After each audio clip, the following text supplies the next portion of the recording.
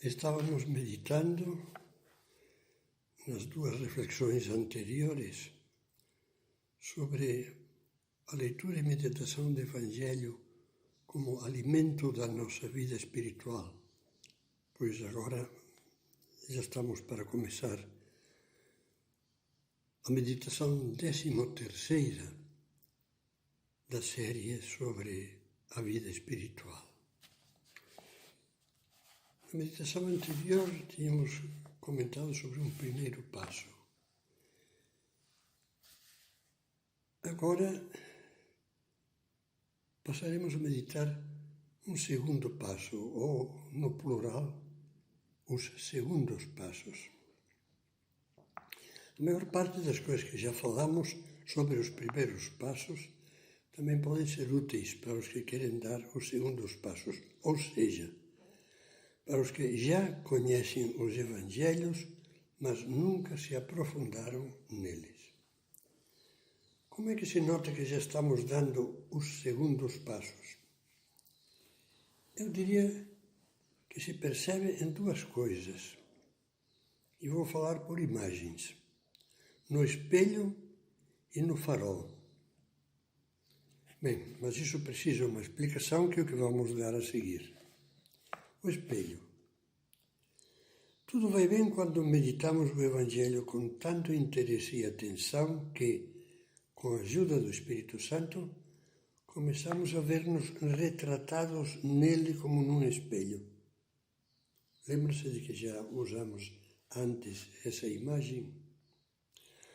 O que Jesus diz e faz é como o fundo de um espelho, que nos ajuda a enxergar claramente, por contraste, as nossas falhas e o que nós deveríamos ser e fazer e ainda não fazemos. Assim, por exemplo, quando lemos as seguintes palavras: não julgueis e não sereis julgados, não condeneis e não sereis condenados, perdoai e sereis perdoados. Facilmente percebemos duas coisas. Primeiro, Jesus vivia assim.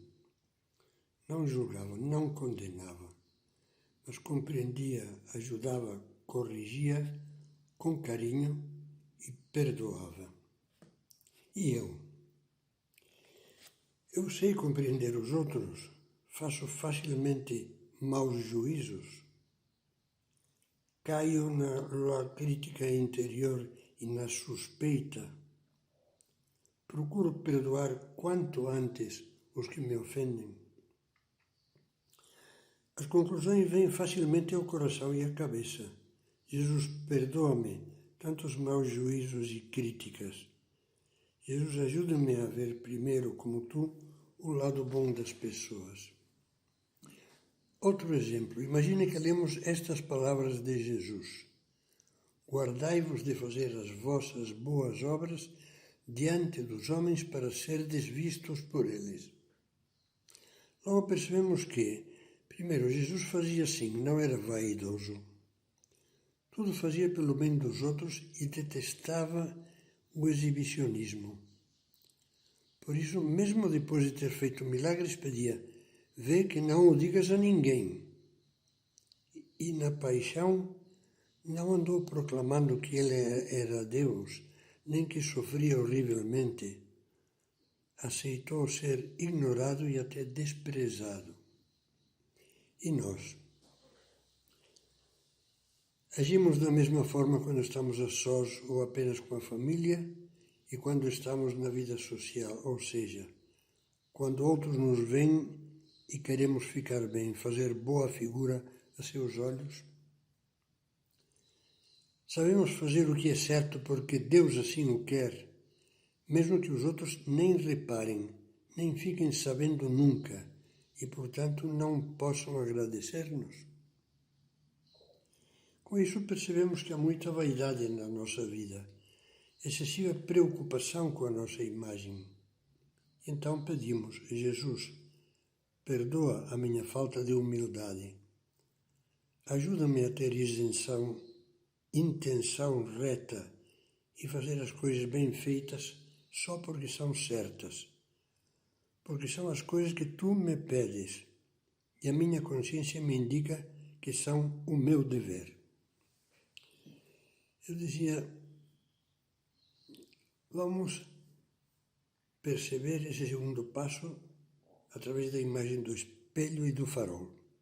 O espelho já vimos, é onde nós nos vemos como somos em confronto com Jesus. E o farol?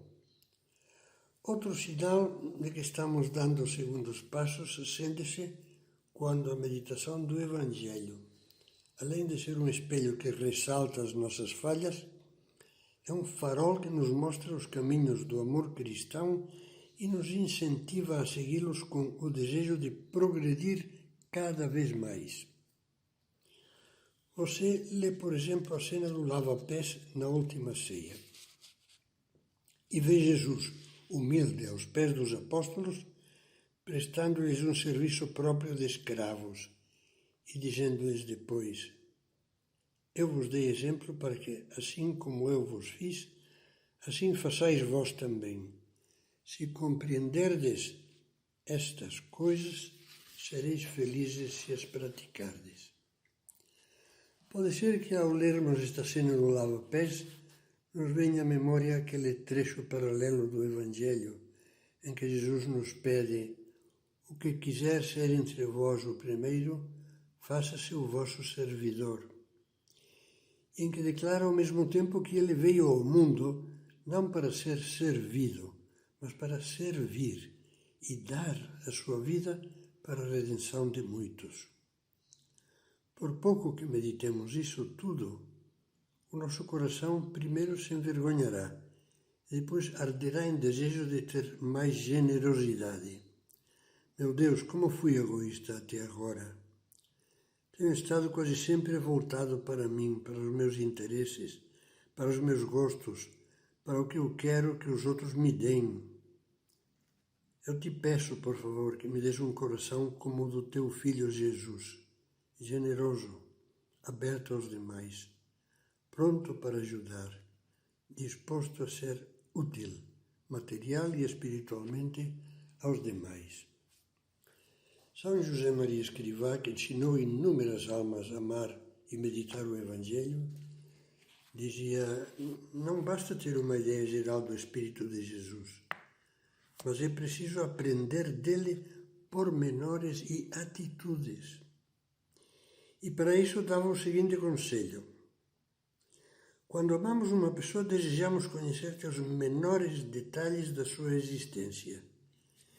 É por isso que devemos meditar a história de Cristo, porque é preciso que a conheçamos bem, que a tenhamos toda inteira na cabeça e no coração, de modo que em qualquer momento, sem necessidade de livro algum, fechando os olhos, possamos contemplá-la como num filme, de forma que nas mais diversas situações da nossa existência acudam à memória as palavras e os atos do Senhor.